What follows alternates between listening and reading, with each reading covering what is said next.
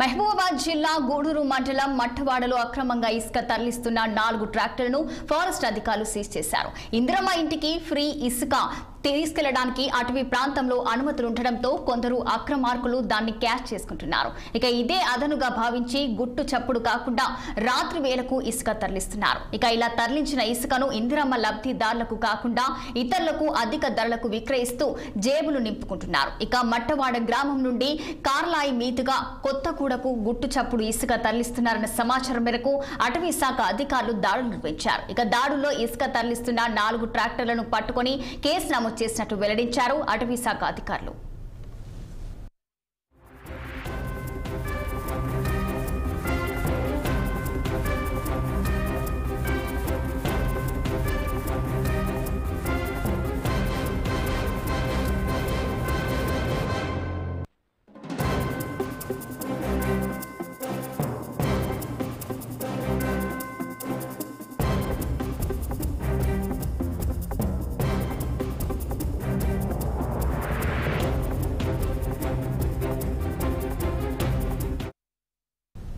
విద్యారంగ సమస్యలు పరిష్కరించాలని కోరుతూ ఎన్టీఆర్